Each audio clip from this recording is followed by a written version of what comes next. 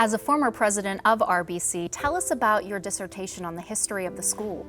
Well, when I first came to Richard Bland in 1968, it was my idea that I needed to find out a little bit about how this college got started and who was responsible for it and what were the political forces behind it. There was Colonel Daniel, Colonel Davis from the Air Force, Captain Solenberger from the Navy, and Captain Young from the Army. And then by 1979, when I was working on the dissertation at William and Mary, I said, this is going to be a great topic for me to pursue. You can imagine that I thought I had really come to a military organization. But I think I was fascinated by the fact that this very property was farmed prior to the Civil War.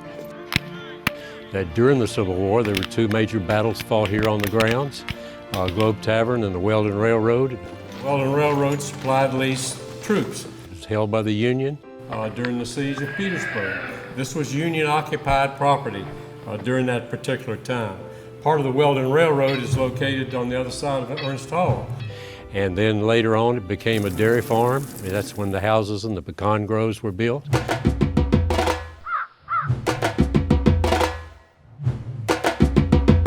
And then later on, it became part of Central State Hospital for handicapped African-American students.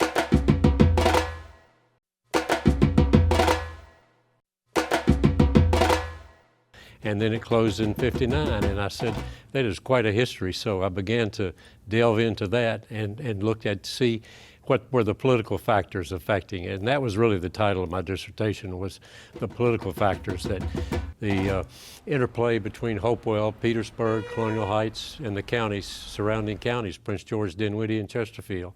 And as a result of that, I saw the beginnings of the college and began to write about it.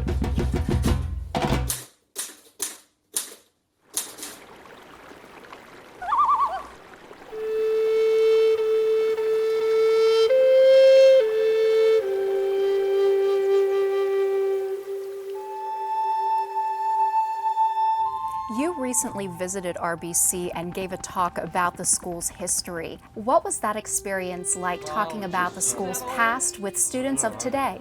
Well, I think most of them had never heard of some of the early beginnings of the college. In 1956, this all began in Hopewell. And in fact, that there was a college in Hopewell that preceded Richard Bland. And they were successful in using space in old Hopewell High School at night. And the first year in 1959, Hopewell College had 175 students. And that college in Hopewell lasted only for about 5 years because it had no property, it had no accreditation. It had only adjunct faculty. It was only being taught at night in the old Hopewell High School, and had no really financial support. That left the door open for another college.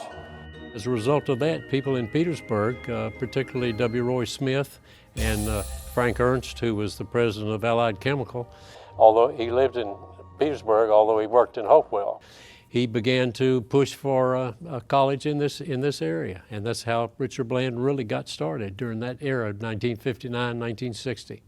Thank you, Dr. McNeer, for talking with us on Inside RBC TV. Well, thank you so much for the opportunity to be here.